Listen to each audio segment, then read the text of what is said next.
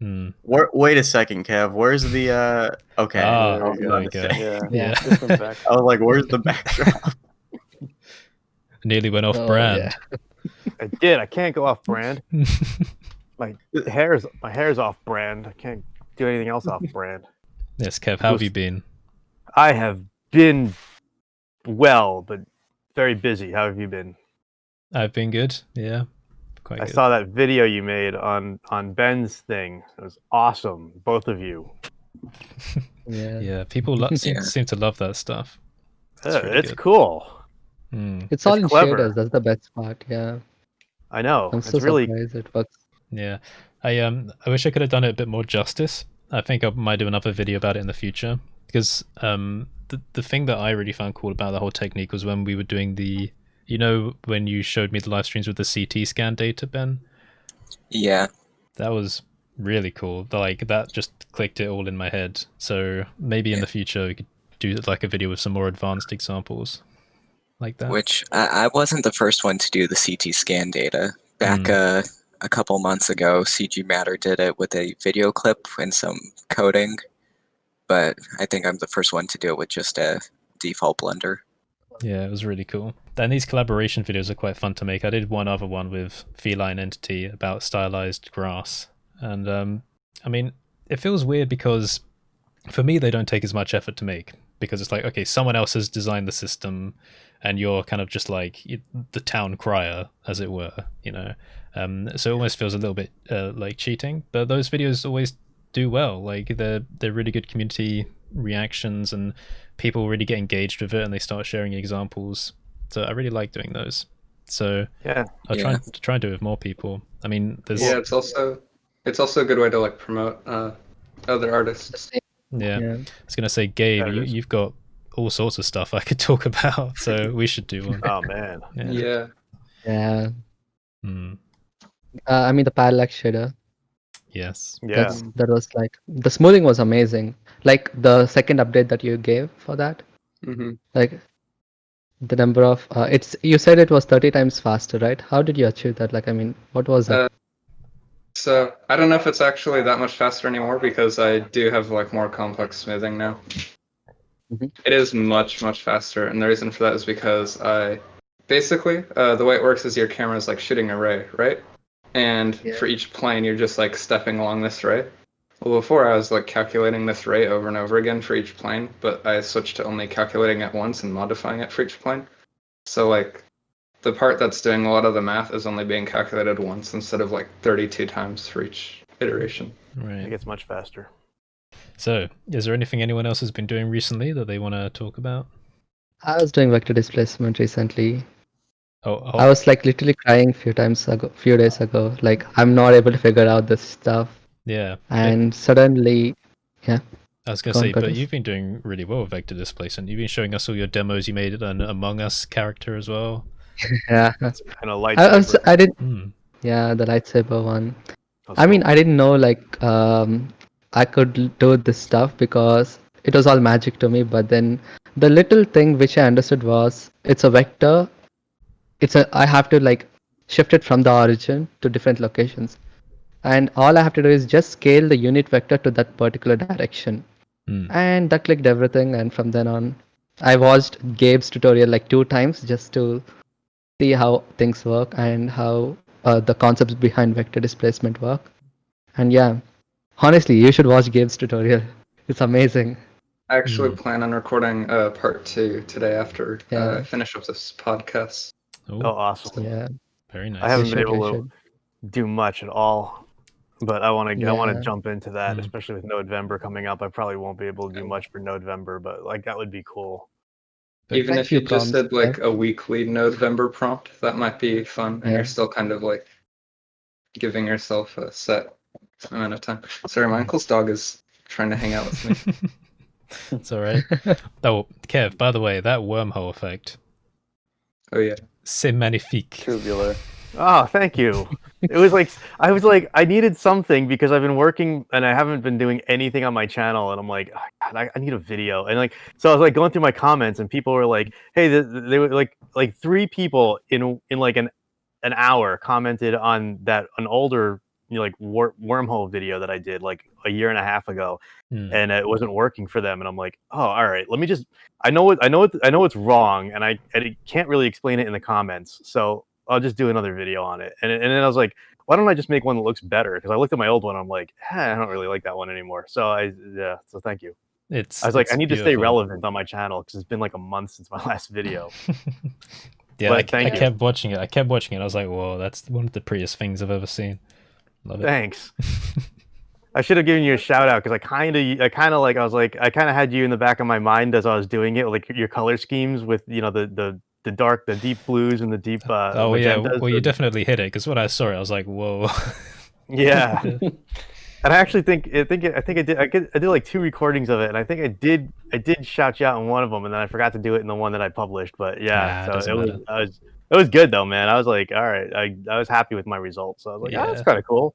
I was like, it's simple. It's no vector displacement magic or anything like that, like you guys are doing. But I'm like, it's all right. Yeah. I still get the your subscribers are not as interested in this video as they are in others. Yeah. Do you guys get that too? Like, yeah, and then I'm like, all right, not doing it tomorrow like this again. I know. I got one in like for like the last the one I didn't was the one where I did the 20 ways to avoid burnout or whatever of the gorilla smoking a pipe. Like that one like did really well, but like all the ones before that, like I swear for the last like 6 videos of mine, I get your subscribers are not as interested in this video, and I'm like, is this a common thing? Yes. Hello, Markom. Good morning, Mark. Hello. Good morning. Good morning. It looks early. You look early. The whole scene looks early. It's 6 o'clock, so it's better than 5. Nice. Good to see you on again, though. Oh man, it's like Monday. It's Monday morning for you, isn't it? Oh, that's right. You're going to work in an hour. Man, I saw like it's like barely noon here, and the sun is shining, and it's Sunday, and I'm enjoying. Sorry, dude. That's Australia. You're like ahead of the world. You're on the cutting edge of Earth, man. Yeah, you can warn us about any upcoming events. That's right. You can warn us. Guys, your stock market's going to crash tomorrow. Too late. I have actually been watching Travelers on Netflix, so that's been kind of funny. Oh, I don't know what that is. It's about people from the future coming into the present to save the future, but they're changing the timelines, so stuff is changing. And they actually had a pandemic episode that they filmed 2 years ago. Oh my god! Whoa! So I'm like, whoa, yeah. Anyway. Yeah, it's like all that stuff about the Simpsons predicting the future. You see all that stuff? Oh yeah, yeah, it's so crazy. They totally did. I mean, shot for shot. I know it's become a bit of like a cult following now. Like people are like analyzing the Simpsons, trying to see what's going to happen. I'm like, don't read into it too much. No. Yeah, that's a good meme. Yeah, It is a good meme. It's like, and Curtis, you've been working on lighting lately, so how's it?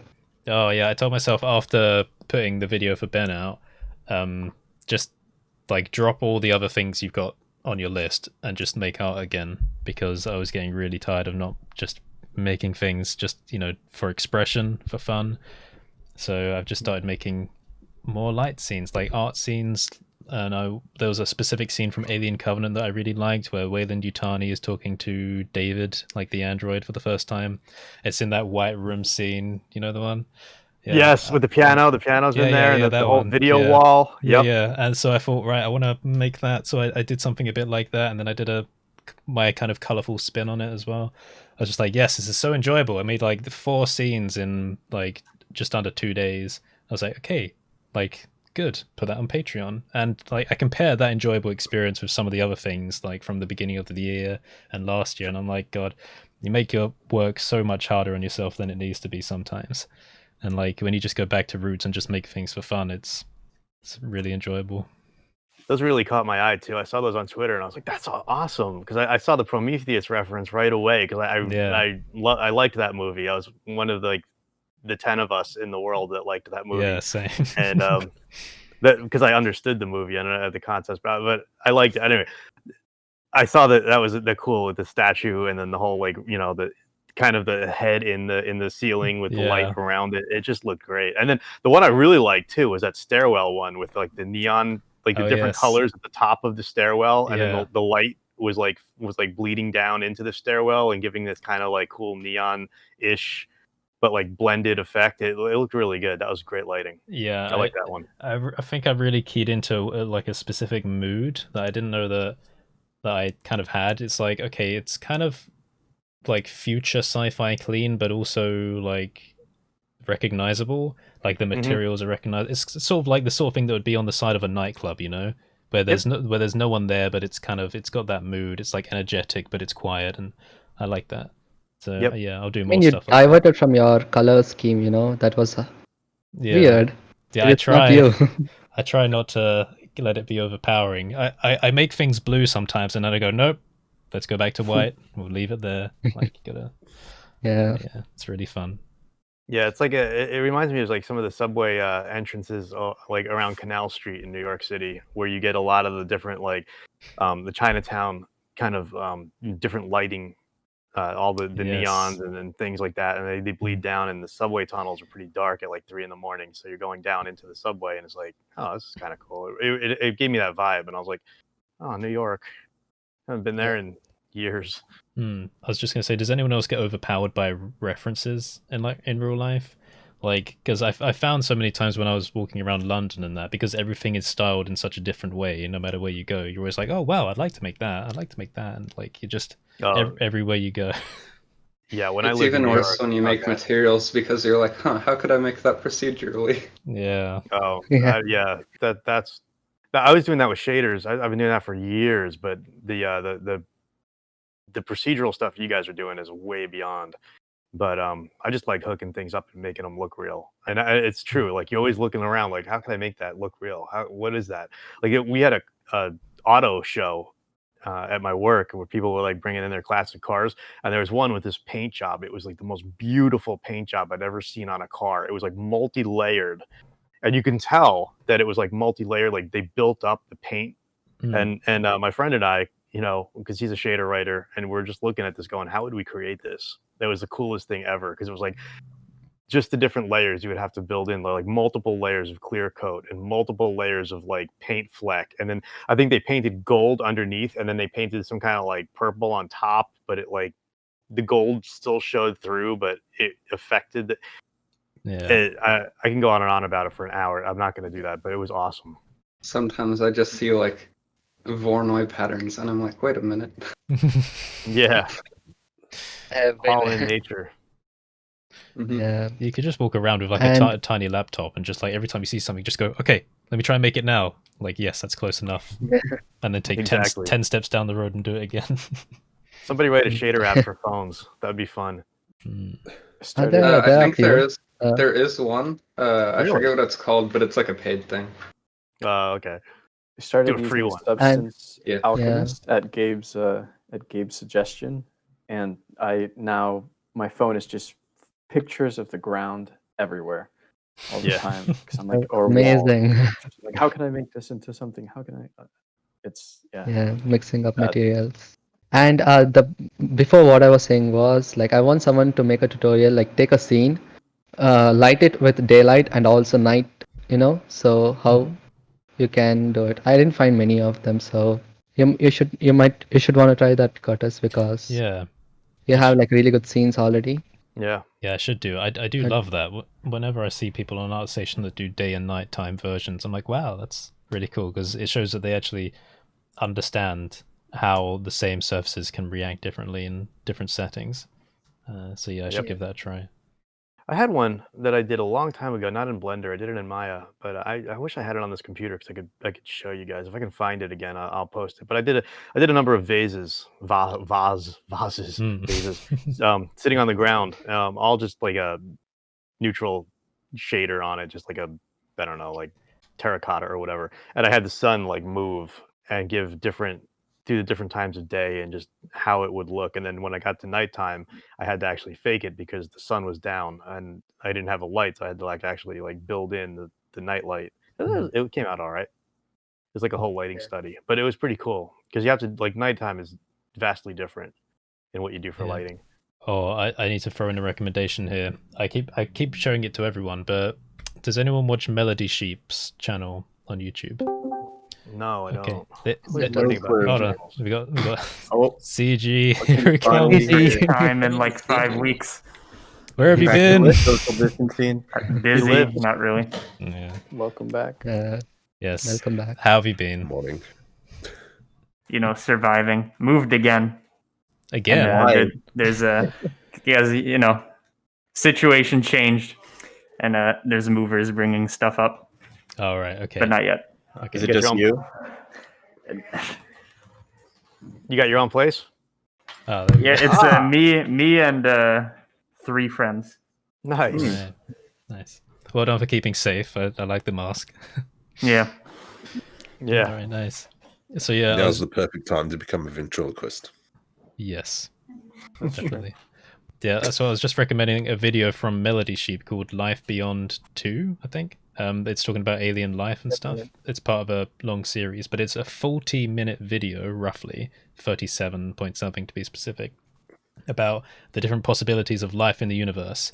And it's all this amazing 3D artwork, and it shows the museum of what life could look like, and it's separated into 2 exhibits of carbon-based life forms and other things, and it's so well done. And they've done the music for the entire video as well. It's just like this 40-minute masterpiece. So I recommend it for anyone that wants to feel bad about their artistic skill. And Josh, you have been doing this 5 hours tutorials. 5 hours you're gonna make one tutorial for YouTube? Yeah, well, actually, recently I've been super busy just with not only school but also just general tutorials. But recently I've been getting into trim sheets and like game asset stuff. I never was really into game assets, but seems like a lot of people are interested in it. And there's also a guy that we're in the talks with who developing a game and is actually, helping us and showcasing his techniques to how he approaches his assets. So I've just been studying hard, just trim sheets, optimization of models, because you know how bevels can really hit your scene hard. Making that work efficiently, baking. It's actually pretty fun. There's like a whole different realm of design there. So eventually I'll start doing tutorials on that once I actually completely understand how it all works. Yeah. And Machine, so that's the next thing. Machine's been doing a lot of work with trim sheets, hasn't he? Yeah. I've been looking into his, but I don't fully understand them yet. So yeah, I think it's definitely a cool technique. He did in 2.0, it's trim sheets and atlas maps. Does anyone know the main difference there? Not sure, but atlases are collections of multiple things in just one file, I think, that you can... those textures, you mean? Yeah, I think so. It's just a way of optimizing, so you don't need to load up multiple files. It's just one file, but Oh, all the textures congested into one space. Yeah, so it becomes an atlas. That's the thing, essentially. UDIM or things like that. It's that's that concept. So it's basically just there to save memory. And just the draw calls, I assume? Yeah, the draw calls is the main thing, because you only have to load the texture file once, rather than having to load a texture for every single object. Okay, so it just refers to one area on that. You just unwrap it, map it to that texture, and it's just still on one, I guess, UV space. Yeah, that's from my understanding, although I haven't touched game engine stuff or atlas maps for a long time. So what you can do is jump over onto Unreal Engine, and they've got a whole bunch of packs that you can download for free that was part of one of the games they were making, and you can kind of break down on how they made those assets and how they're actually reusing textures for different objects. Okay, so they have the actual files there for me to kind of reverse engineer. Yeah, I've done that before. That's a good idea. Tom, that could be your new profile picture. This? Yeah, do you guys know about OBS Virtual Camera? No, I haven't played with that. This is changing the game. I haven't Charan messed around with it yet. OBS as a webcam source. Oh my god. Yeah, So you it's can amazing. do whatever you want. And there's one more called Mimix. For example, I have been showing this recently and previously also. You can do all sorts of GLSL stuff to your cam and on still what is this? all OBS? pixelated versions. Yeah, OBS glitch Virtual effects. Camera.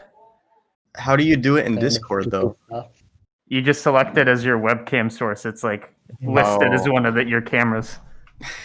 I'm not screwing with that right now. You're only left to the right. I would play with that, but I'm recording, so that'll mess everything up. Yeah, next week everyone's gonna be using it. Yeah, exactly. Yeah, we should do. We're gonna have virtual avatars. Yeah. BlenderNest VTuber edition. Yes. Talking about feline entity again, one of the people I did a collab video with, he's really interesting because I like that he just has this no care attitude. He's a really nice person, but he knows what he wants to make and he doesn't care what anyone thinks, and that's something I aspire to on YouTube. So he's been making these extra tutorial type content now, but he's got this little virtual avatar of like his fictional character. It's like an identity online, a little representation of himself. It's like this yellow cat thing, and he puts it in the corner of his videos. And I said to him, you're going to get people complaining about that. That's, you can keep it in there if you want, but that's going to happen. And he said, yep, it's fine. And then they came along, people were like, oh my God, it's so distracting. Why have you got it in there? And he's like, well, look, it's not over anything important. I'm going to keep it there, so shut up. And I'm like, yeah, good on you. There's always complainers of some sort. Yeah. There are. There's always people who just aren't. They're just bitter with their lives, but they'll never admit they're bitter with their lives, so they take it out on everyone else. It's fun. Yeah. Recently, I got a really nice comment. Yeah, thank you for the extra hate comments, by the way, that have been coming through this server. I've been adding them to my list. Oh man, this video is going to be exciting.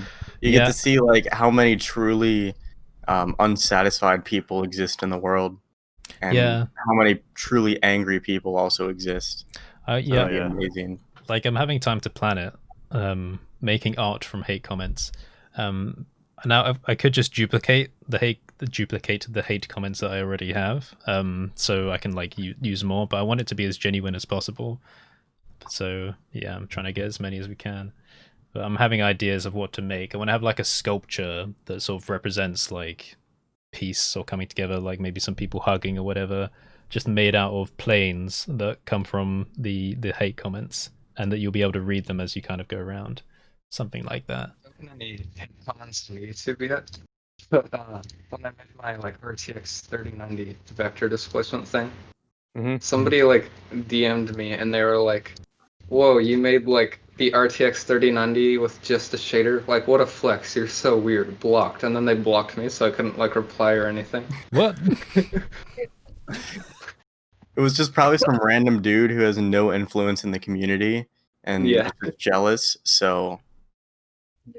Because I have no clue how the hell you made that, and the last thing I'm going to do is say you're flexing.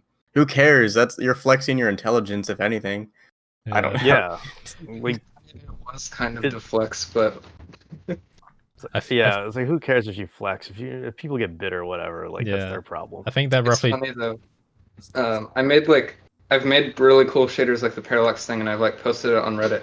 My parallax thing got like 20 upvotes on Reddit, but my most upvoted shader is the RTX 3090 thing, which is like a totally impractical, just pointless flex, basically. But I guess people like it. I think that person blocking you, it roughly translates to, I don't understand how you did it. It makes me feel insecure. I don't want to see it. Goodbye. That's what it translates to. Just ignore people like that.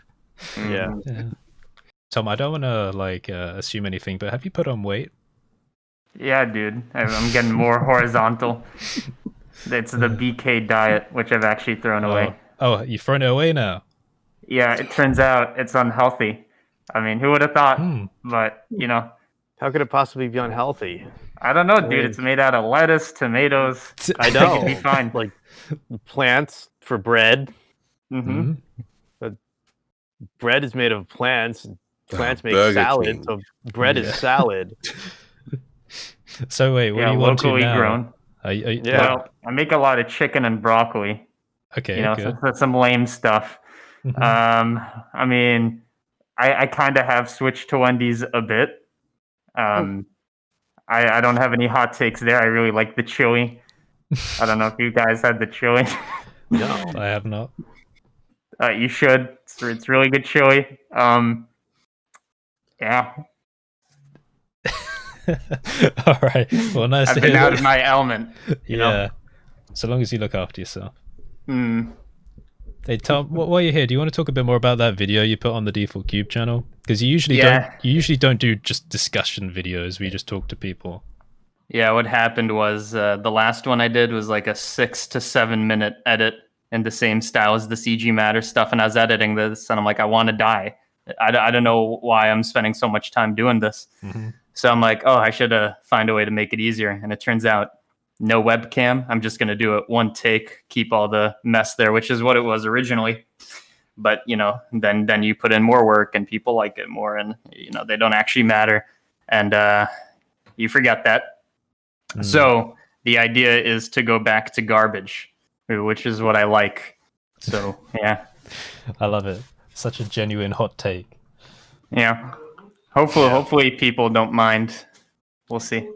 I think it's good because you're sort of doing the best of both worlds, because you've got the more professional aspect of your CG Matter, and then you've got the sticking a middle finger up to the algorithm, I guess, if you do go back to garbage, the Default Cube channel, so you can just express yourself really however you like.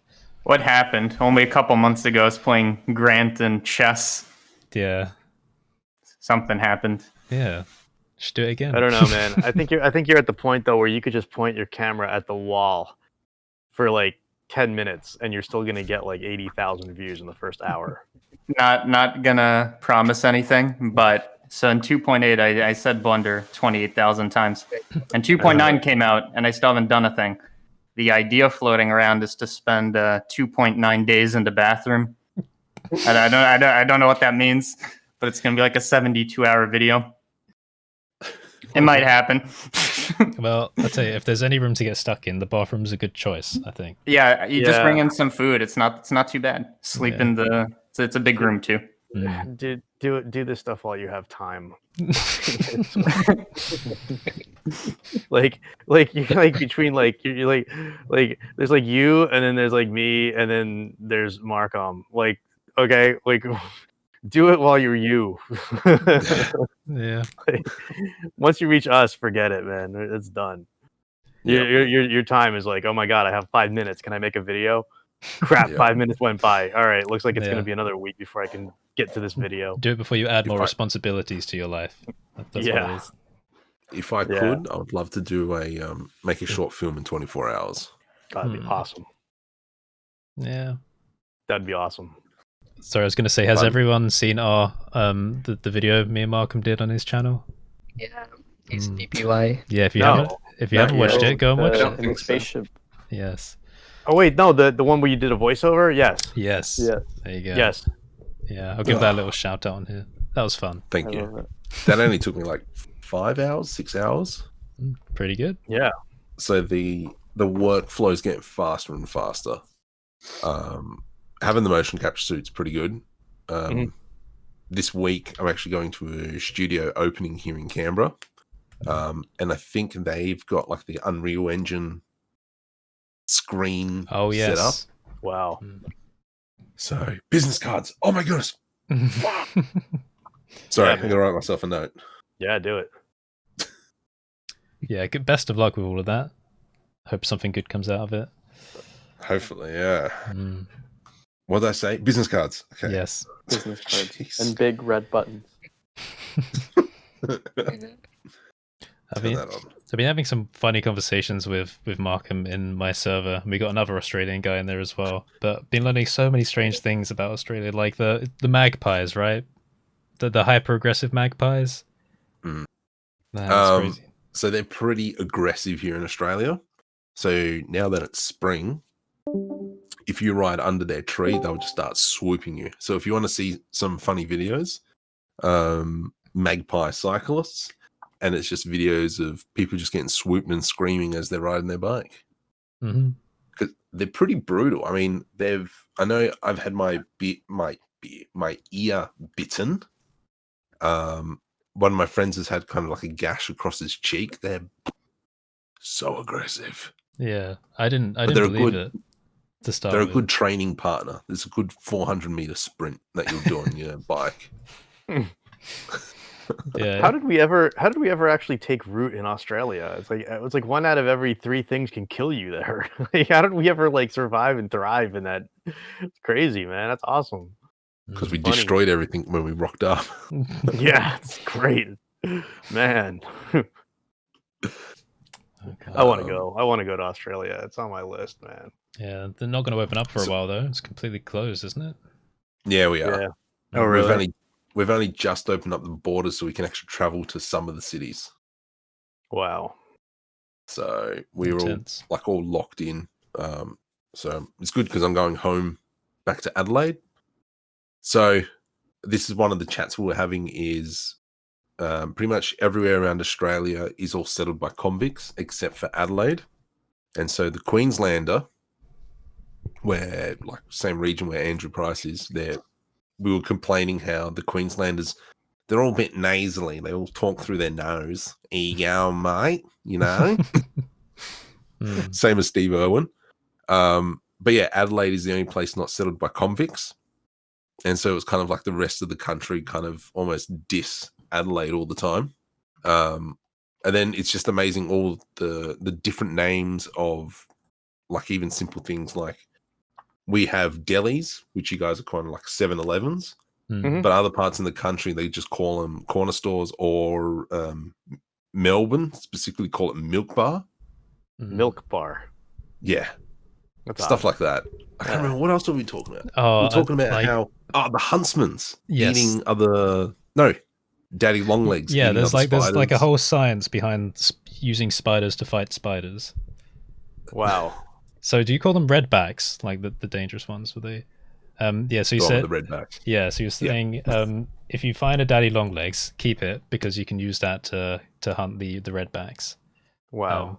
And I thought, how is that possible? Because they're so thin and they're so like, they just break apart so easily. If you look at footage of it, oh my god, it's insane. Yeah, They basically they keep them at distance with their long legs, and then they'll prepare them. It's really weird. It's crazy landmass. And I had to explain that pants weren't what you think they are. Conversation.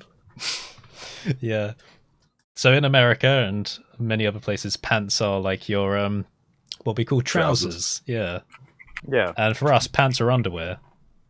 So yeah, a bit weird to get the head around. Yeah. And then we're talking about the Speedos and the jocks and the boxes and the briefs. The difference between boxes and briefs, yeah. It's like what you guys call a cigarette is, the word we won't say on this channel, but yeah, it's a totally different meaning in the United States. Yeah. I love it though, but this is one of the fantastic things about having like an international communities. You get to learn all of these funny little things that you never really thought about. Great. It's true. Yeah. And it was just us two talking for like an hour. I think someone said, "Are you guys trying to out Australia each other?" Oh yeah, that's great. Yeah. God. Nah.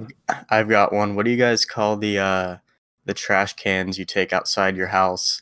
Oh, because in Florida we call them hobos, not like homeless people, but like literally just hobos, and no one else says that. Yeah. We call it trash. Well, we say a bin. Yeah, the bin. Okay, so we bin. use bin or rubbish bin, either one of those. Oh no, that's a wheelie bin. No, we're talking about wheelie bins. We use wheelie bin as well. We call them that. In New York, we just say we didn't even call it that. You just throw your bag out on the curb. Just note the entire thing of trash, just out it goes. Yeah, just out it goes. Like New York City was just like, I don't know. I also saw like a trash can. I mean, I'm sure I did, but you just see piles of bags, and they just come and pick them up. Do you recycle? Do we? Yes. Okay, good. That's good at least. Because we have different colored bins for different types of material. So we'll have like one color for glass, one color for like paper and like plastics and all that. So yeah. Yeah, we do that here too. Good, very good. Yeah. We try. Well, this all is right. Plastic is completely banned in our place. Oh yeah, all right. Have a nice day, Mark. See you later. See ya. Have a good one. Keep up on. Mm-hmm. paper covers are completely banned in India, at least in my place and the place where I work. If you use, paper bag, it's only paper bags now. No plastic covers at all. If you use them, you have to pay fine. Oh, really? Wow.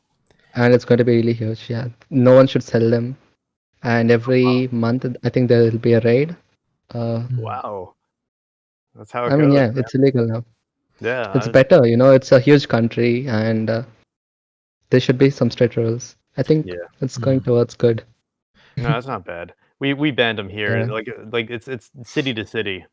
I think like Glendale banned them, and you can't get them there. And in LA, I think you might still be able to, or Burbank, you can get them. I don't know. It's like different municipalities have their different rules. So there's still like plastic bags available, but most of it's just paper bags, and we just use reusable bags now because it's just more practical for us. We can use plastic bags, but it's just it should be reusable. It's not like one-time thingy. Yeah. Here you can still get the, I don't know what to call them, but just the regular plastic bags, but you do have to pay for them. Like I remember when I was younger, they would give them away for free. Like, oh, do you want a bag with that? Yeah, sure, there you go. But now you have to pay for them, which is, I think that's a good first step, quite sensible. Yeah. But now when we get groceries, because they package them in the plastic bags still, they want you to keep them, and then you give them back the next time, and then they will pay you some money for the number of bags that you give back. So it's this cool little exchange thing. So yeah, I think that's pretty cool. Good. That's good. Wasn't there this whole massive like beach cleanup thing around the world like a couple of years ago, or maybe less than that? What was that called? There's a lot of people. A lot of people turn up and they just clean them. Like it happens once in a while for some rivers, river banks, and some beaches. Yeah, but then a lot of things will get cleaned. Yeah, we have Shield the Bay here, and the Surfrider Foundation. And I know that one. Yeah, I've volunteered for both of those. We've done beach cleanups before. Yeah, it's not really fun, but it's fun after you do the beach cleanup and you just chill. And then like we did one in Malibu, which was really cool because you go up in the hills and there's like wineries and you can do wine tasting and stuff. It's fun, but other than that, like it's a drudge. It's not easy. And the stuff people leave on beaches is just nasty too. It is. Yeah. Yeah. There's several in Florida, like Bonanza and a couple of other coastal cleanup areas. Growing up, my mom has an environmental organization, so a lot of the time growing up was spent doing coastal cleanups and forest cleanups. But you grew up down there? Yeah. When I moved from Venezuela to the United States, we lived in Miami, so I grew up in Miami before moving up to Cambridge. Wow. Awesome. But a lot of time was spent like Everglades cleanups, Miami Beach, coastal cleanups elsewhere. So yeah, they can be fun, but it's hot. Like Josh yeah, said, and he knows he's there now. Wow. Where were you? Down in Caracas? Margarita, and then I lived in Caracas. Yeah, Margarita. Cool. I've been like 15 miles off the coast of Venezuela. That's the furthest south I've ever been. But For now, yeah. Hopefully can go travel more, but not now. Yeah. And not with kids. That's the thing. Go ahead, I'm going to enjoy no kids while I can. Yeah. Which is not right now because I can't go anywhere, but hopefully soon. I want to go to either Europe this summer or Japan, but I don't know if anything's going to open. I think it's going to be another year at least. It might be. I mean, really, we have no idea. We really don't.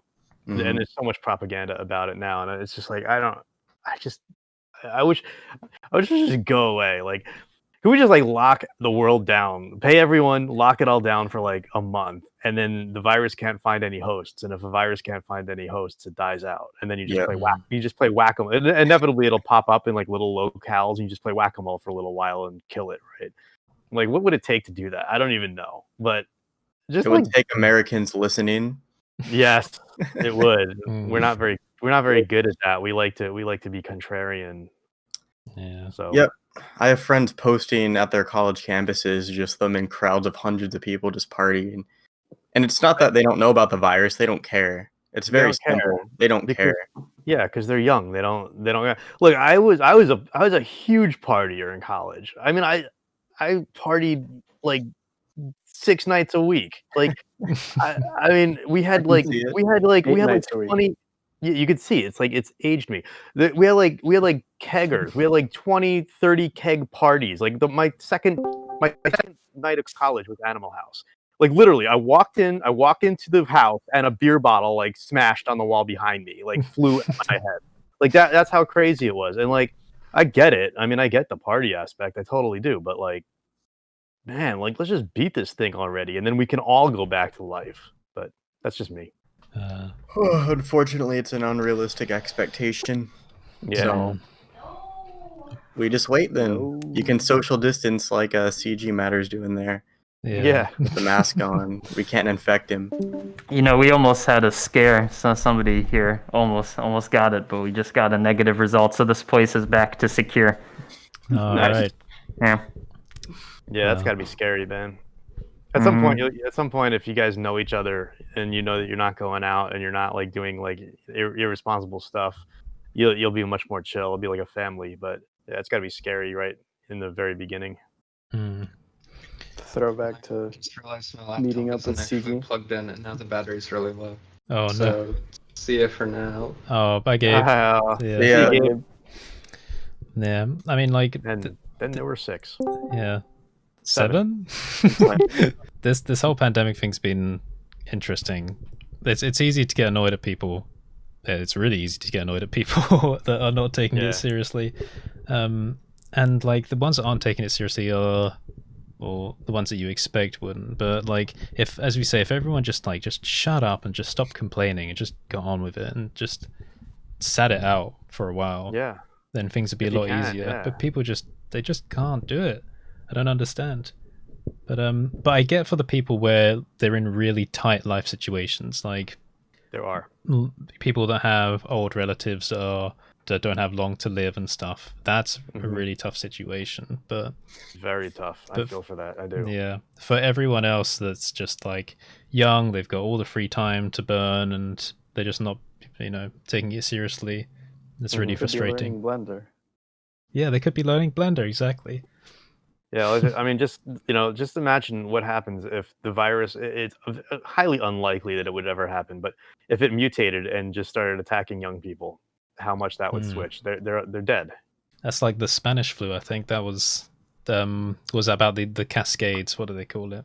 Cytokine cascade. Cytokine storm. Yeah, really bad for young people. It shreds your lungs. It's your body's immune response, but your body goes over like hyperactive on it, and it shreds your lungs. I mean, if you look at X-rays from people who have succumbed to that, their lungs are just like, I mean, it's like a cat fight was in there. Like it's just so disgusting. Like and the Spanish flu did that. Like the Spanish flu, I think it started in Kansas, but like it did that, and I think like it was H1N1. So like there are these flu strains that do that, and they were worried that coronavirus Moronakirus was doing that. And go on Arturo's thing. But luckily it's I guess it's pretty rare that it's happening with Moronakirus. But yeah, I think the Spanish flu ended up killing about 50 million people, and corona so far is about 1.07, I think. I checked earlier today. So it's way less, but it does attack a vulnerable section of society, disproportionately to everybody else. So like I kind of don't want to kill off people myself. Yeah. So if I can be careful and do what I can and suck it up, then I'm going to do that. Yeah. But like, treatments are getting better now, and they are. Vaccines are fairly close, whether or not they'll be completely effective or last for a long time, but I think it'll be okay. Yeah, there's a guy on Twitter. He's a virologist, Florian Kramer, and he did a whole thread on how close we are to a vaccine, and it's pretty encouraging. Like we are really close. I think like Eli Lilly and Pfizer are leading the way with efficacy, so it looks pretty good. Yeah. So, we received some information from the UK government about priorities, because they say when they have a vaccine ready to go, they're going to give it out to the most vulnerable people, work down so everyone gets it. So old people are going to get it first. I'm 7th in priority because I have a bad immune system, suppressed, that's the word. And then the rest of my family is 11th in priority. So there's quite a few different categories. I like the way that they're doing that. They're basically saying, all right, it's not about how much money you have, most important, and work down from there. That's cool. Yeah, and at some point, you do get the herd immunity based on the vaccines. Yeah. So we'll beat this thing. It's gonna go away. It's just how we do it and what we do in the meantime is kind of telling. So I wonder how many like anti-vax parents have had a change of heart after this whole pandemic. I don't know. I mean, how many flat earthers have had a change of heart after seeing SpaceX put a Tesla up there? I don't know. I really don't. I don't know not that much, to be honest. They'll find some alternate blame. Yeah. It's I'm sure there's a name for it, but anyone that goes that far into believing something like that just is immune from facts. That's a way to put it. I mean, I understand. The human psyche is so complex, and I don't fault people for falling into those rabbit holes. And honestly, like the propaganda is insidious. It really is hard to even see where it's coming from, because this stuff hits on so many different vectors and so many different niches and interests that if you're not educated in the tactics of this stuff, you can fall for it and you can fall down those rabbit holes really easily. And then cognitive dissonance and Dunning-Kruger take over, and it's hard to get out. But I don't like to attack. I see most people as victims of this stuff, not willing participants. There are willing participants out there, and they're the jerks. But I try to give most people the benefit of the doubt. Yeah, it's a bit like don't know whether to name it, but biology. The certain church that has a very good understanding of how to excite people's minds into believing quite a few stuff. of that here. That's very popular here. Yeah, my partner and I earlier were talking about the importance of tech literacy and news source literacy exactly for this purpose. That definitely helps a lot, but there's not, at least nothing I've seen that's really effective and useful and also entertaining and educational method for that yet, or means of doing that. Like the crash course, I think, has a good coverage of that, but in general, I think a lot of that comes down to being able to verify sources and psychology is really interesting. I wish I could find a bit more time just to sit and read about it. This is something, I guess, coming back onto the matter of Blender and YouTube channels, and something that we talked about on the podcast before, but trying to resolve so many interests into a business for the sake of personal satisfaction. If you want to learn some more stuff about philosophy, history, or psychology, and you feel okay, well, to make the time worth it, you need to connect it to your work in some way, but you don't feel like you're allowed to do that because it's not relevant to your audience. So then you restrict yourself from learning those things. So you're now hindering your personal self because it's not benefiting the business. I'm still trying to find ways to do that, to resolve that. I mean, my website blog is a place where I do that sometimes. If I want to write something, I'll do that and I'll put it out there, and I know that, okay, people can read it if they want. It's not going to get much or any viewership, and I can use it as a script, basically, if I wanted to do a video about it in the future. So I tell myself, okay, well, I'll write about it now. It could be worthwhile in the future, even if I can't visualize it now. So maybe it's worthwhile. So, I don't know. I have the same problem. What I'm thinking I might do is literally I have the same exact type of situation going on because I'm always so busy. But what I might do when I graduate, hopefully next semester, I withdrew from one of my classes. I was just too busy. I couldn't do 2 maths and then this whole YouTube business stuff. So take another semester. So hopefully after I graduate, I take the same time I allocate to school now and just use that as time to just learn something that I'm interested in, but has no necessary relation to. It might be 3D, I don't know, but might not tie directly into this whole YouTube business. And I think I could justify that, but right now it's just busy. Yeah. I feel like it's a good exercise in mental health, actually finding time to do that, just so you can prove to yourself that you are capable of doing things that isn't just for views, for attention, for business growth, whatever. Because it's easy to tell yourself, oh yeah, I can do that if I want. Yeah, I've got time, blah blah blah. But it's almost like the same kind of lie you tell yourself that if you wanted to pick up a musical instrument again, oh yeah, I could, I'll play the guitar again once I'm feeling in the right mood, or once I've got more time. Like, these same kind of lies you believe you can, but you never will, right? Yeah. So, but actually doing the thing is a good mental exercise because it's proof, right? It's like self-rewarded validation. You know that you're capable of it. You gotta just do it. Like when I graduated college, it was like the biggest liberating feeling ever because I started like learning so many different things that I was interested in, and you realize like, wow, you can be a self-learner, and college can teach you that, and you can self-direct and learn and just do anything you're interested in. So that's a good. I mean, that's a really good direction to go in, and it's like Curtis said, it's great for mental health too. Because you're going to be learning things that you're actually interested in. That's also one of the reasons for making my Patreon a bit more of like a front piece now. Because of the many reasons, one of them was because like, okay, now I'm doing more free projects like Easy BPY.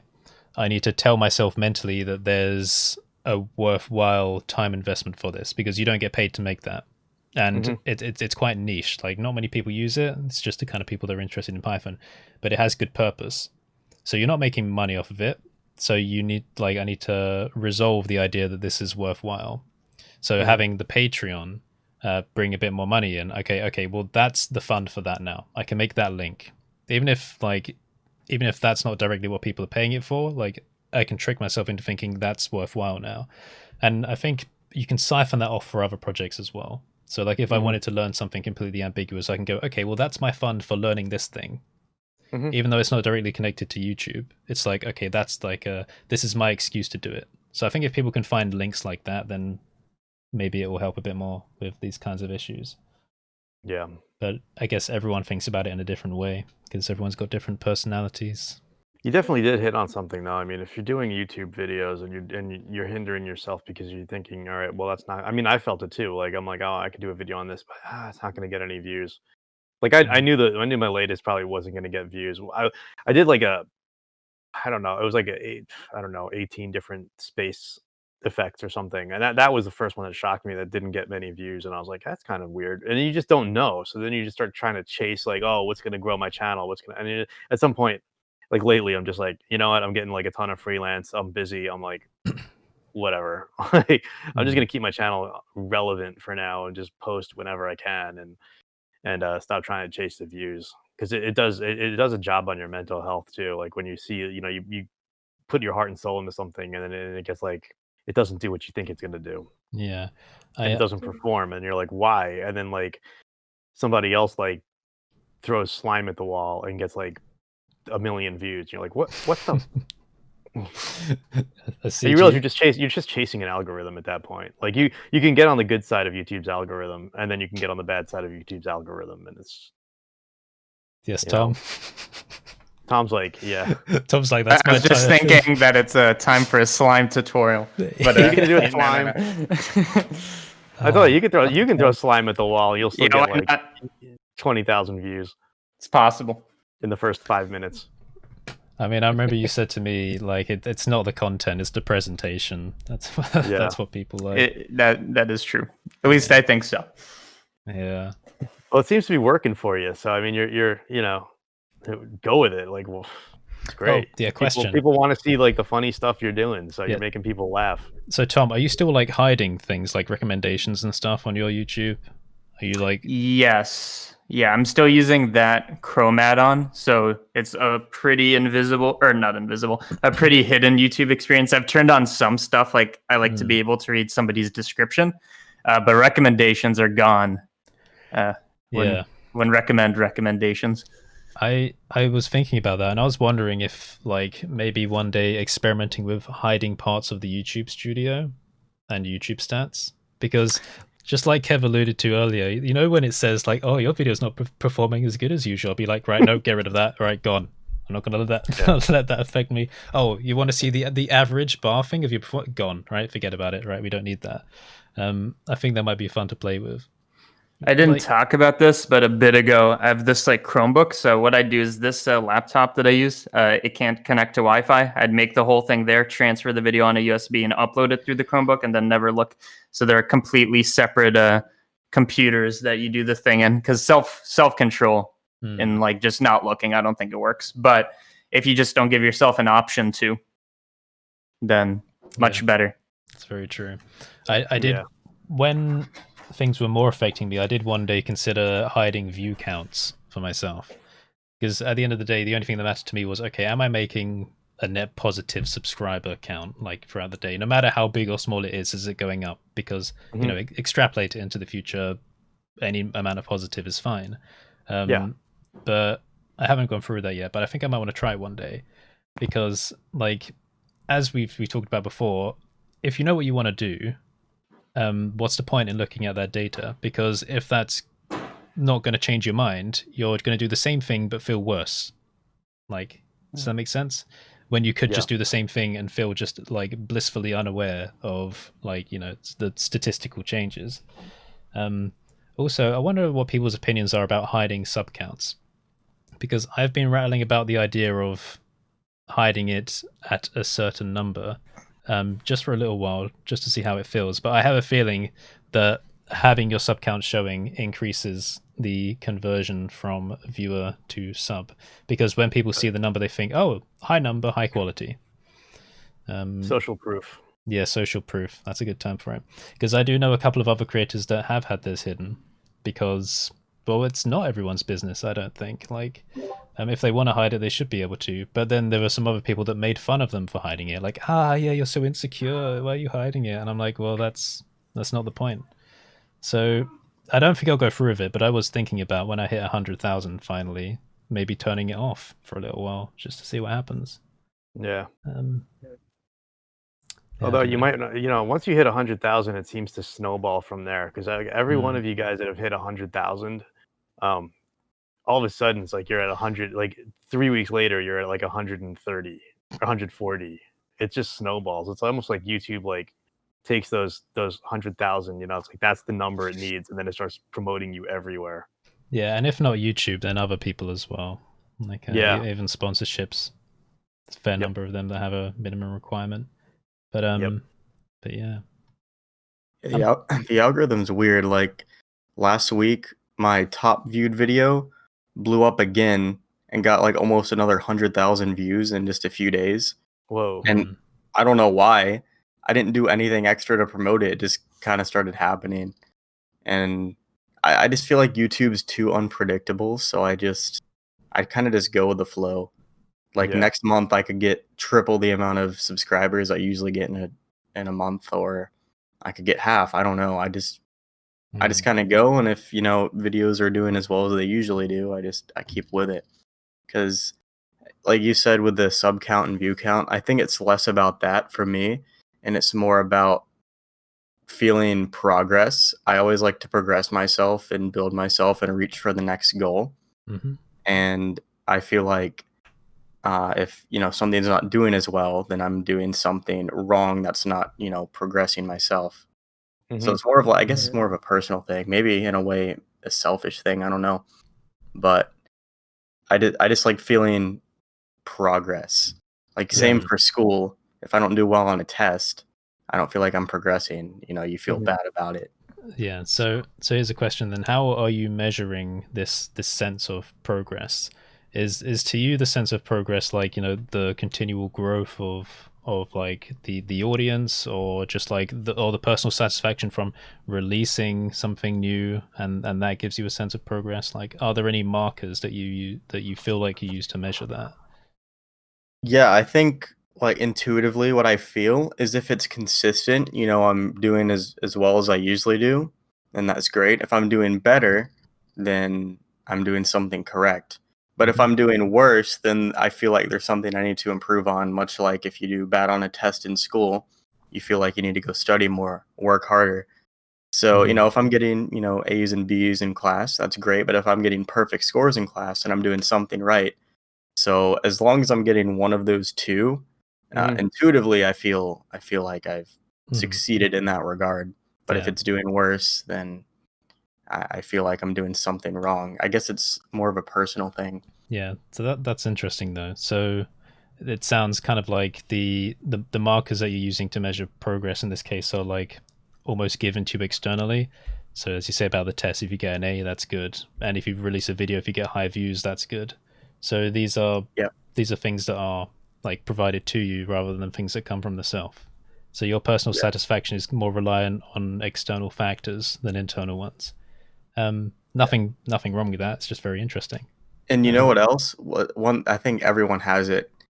If you do something super good, like you study your ass off for a test and you do well, or you make a video and it does 10 times as good, you feel happy about that. But if you do something bad, you might do 100 things right and one thing bad. That one bad thing sits on your mind forever. Like I could have 100% in a class in school, and then I just fail like one assignment, and that just sits in the back of my head because you don't sit and appreciate the good things you've done, because to you that's what should be the normal and expectation of yourself. So there's the argument that we're evolutionarily predisposed to remember negative things because it helps us survive. There's no point wasting memory space on good things because, well, that's not going to help you learn any lessons. So you remember the bad ones because then you won't make those mistakes again. It's a bit of a sick joke in the modern day because now we've made society so much easier for us to survive in. We're still left with that issue where you remember all the bad things, the embarrassing things, the things you're not supposed to do. And I guess that's good and bad in a certain way. Good because it teaches people how to interact with each other to a common sense level, because everyone does embarrassing things as a kid and then they learn, okay, well, I shouldn't do that. But it's bad because it creates mental health issues. And especially in this modern day when we're struggling with like the number of likes that we get and do I look attractive enough with all these beauty standards and blah blah blah. It's a bit of a rough combination, but it's interesting seeing how these psychological quirks sort of bleed into every level of industry, personal satisfaction, work and interactions and everything like that. And being an artist on top of that is it doesn't help. That one's more personal than just making videos. Your artwork's your artwork. Your videos, you also make it for your community. You want to provide value to people. Your art's just like, how good am I at my art? Definitely. Well, I'm actually gonna head out now, so see you guys. All right, goodbye. Later, Gabe. We'll look for your second video soon. He missed it. He totally missed it. That's all right. He'll watch it again. So if he watches this. Fine. He's doing well. I gave him a shout out the other day as well on one of my videos. That was quite nice because I never tell anyone when I give them like a shout out or share their work, because I like the feeling they get when they find it and they're surprised by it, because it's like I feel like that gives more motivation. And Gabe found out it like after a month. That was funny. It wasn't a month, but it was a little while, and we were in a voice call, and we were just talking about stuff. And Gabe was like, "Hey Curtis, did you watch my RTX video?" And I was like, "Yeah. I tried to choose the best bit." Wait, hold on.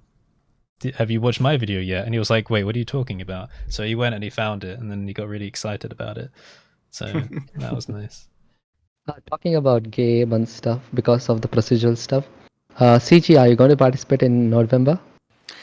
So I'd want to, but if it was Nodevember as in make one project, fine. 30 projects sounds like a lot of work. I don't know. But still, at least a weekly one. I don't know, because that's I used to be a tracking boy. I just track things. But now I like all the node stuff. So I guess so. What else am I gonna do? Materials, that's gone. So I saw your tracking thing on DaVinci, man. That was awesome. Yeah, dude. I'm trying. Oh, that's a thing. People don't like it when you use DaVinci. I don't understand that. It's such a great really program. good. It's better in compositing things. It's made for that. The Fusion, especially. Yeah, Fusion is made for visual effects. It's specifically like way more than Blender. Like Blender is awesome for that stuff, but like this is made for that purpose. They want you to use Natron or something. I'm not touching Natron. Nope. Natron is Sean likes Natron. It's cool because Natron, if you learn Natron, you can go into Nuke pretty easily. But and if you want to work in a studio, Nuke is. I mean, they're all using Nuke right now. But I don't know. It's cool. But Fusion, I love Fusion. I just love that whole workflow, man. The whole DaVinci workflow is phenomenal. So yeah, Tom, are you using? Are you using free version or the paid one, DaVinci Resolve?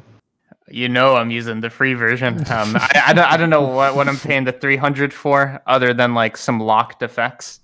And you know, they should really put more stuff behind that paywall, because I don't think there's much of a reason to pay for it. Oh no, there's no like GPU locking, right? Like it works just as fast. They don't like slow. Right. It's slower.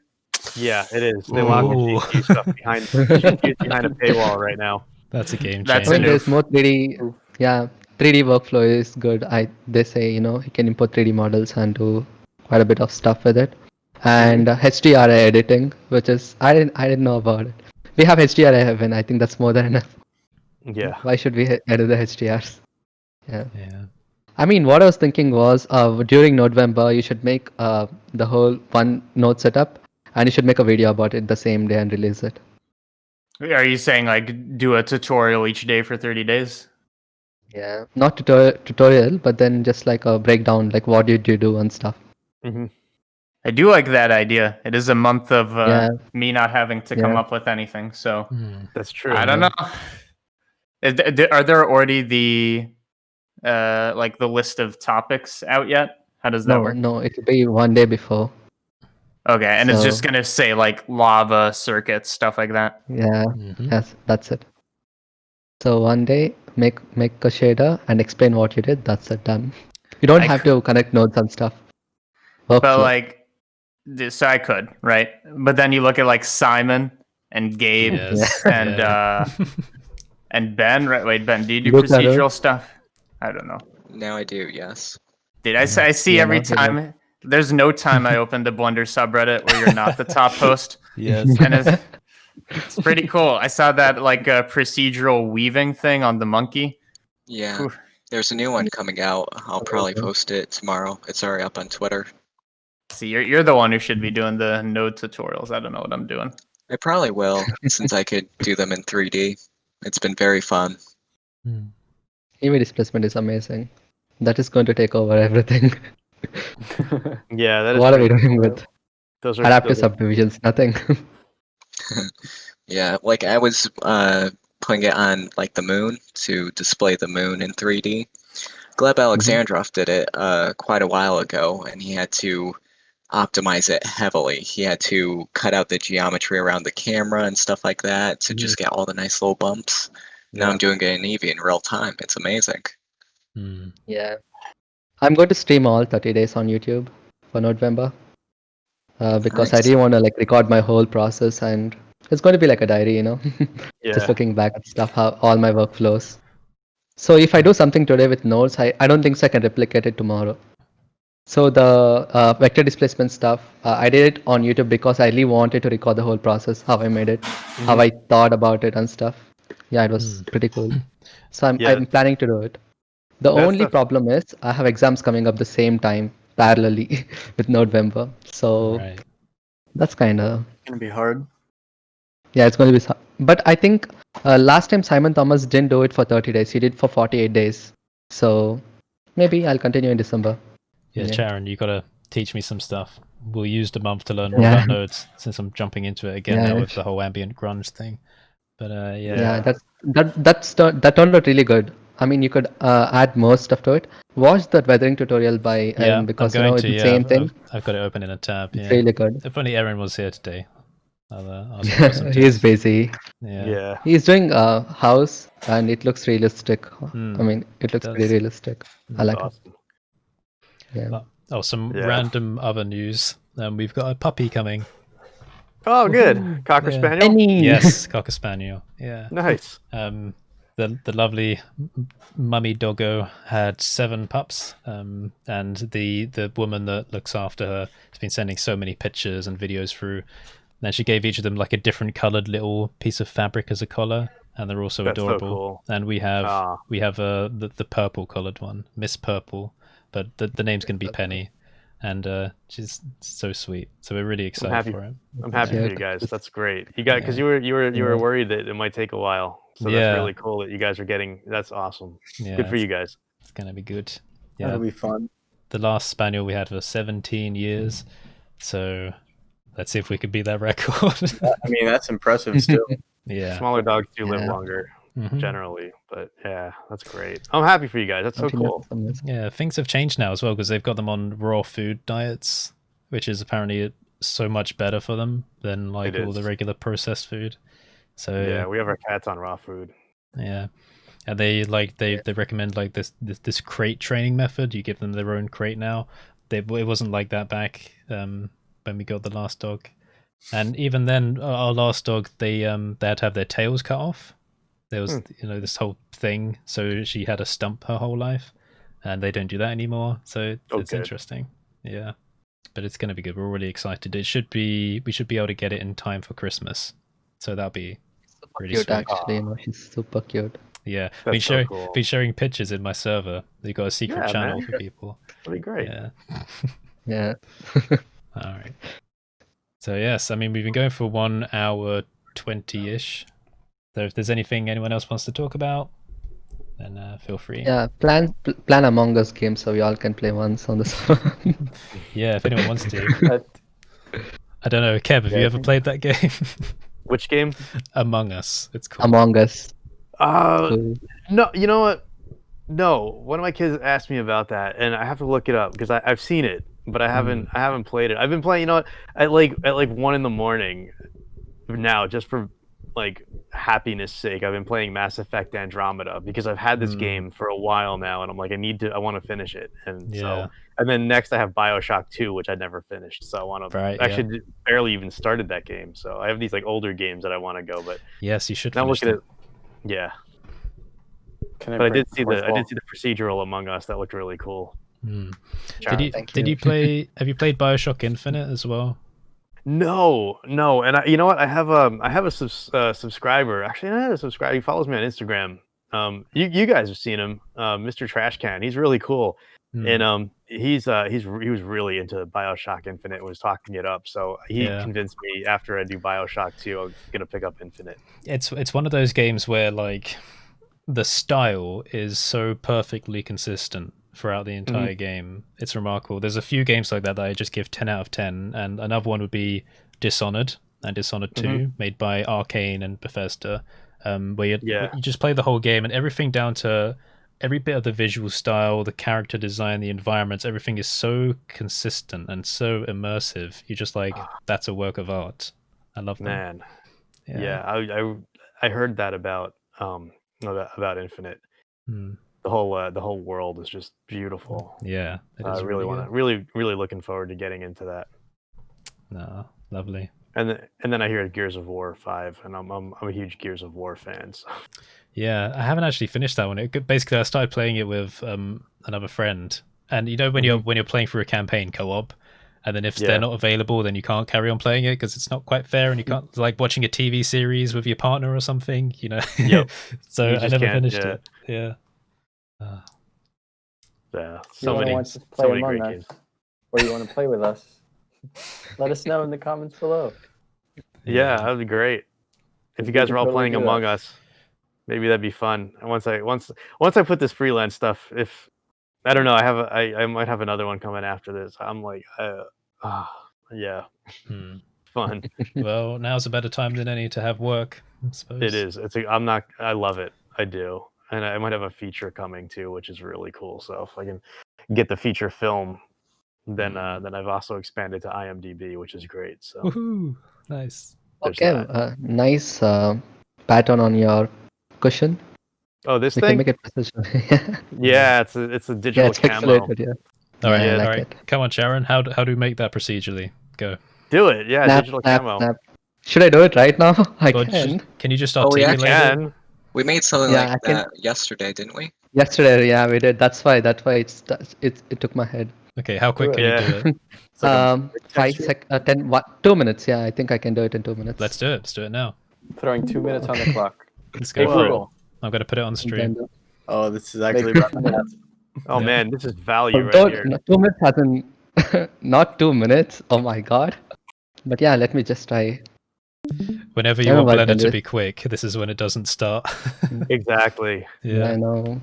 Have you ever Look, had it it's where not responding. Yeah, have you ever had it where it hangs on and like it has this weird thing where you have to press enter on the console for it to actually load? That's happened. Is I it? haven't had that Yeah, happen yet. that's happened once or twice to me. Is It's- that the trick? Oh god, why is this happening exactly now? Let me open one more. I think it opened. It's because you're on the spot. That's why. That's the only Yeah. reason it's doing this now. Oh is 'cause my you're on the god. spot. I don't like it. Okay, you can talk for a while. I'll just let you know when it's opened. This is Murphy's law. Oh, yeah, there you go. Hey. Oh, by the way, I made this Do I have to click on it? circuit board Oh recently. yeah.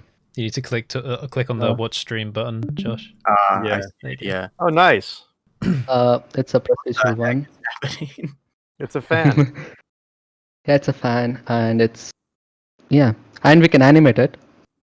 I think it's somewhere here, fan animation. There you go. There you go. Nice. I saw somebody on Twitter Yeah, do an escalator, procedural escalator. Yes, that would be That- Ben Yeah. in was here. me. That's Ben. Yeah. That was Ben. You Yep. did that. Yeah.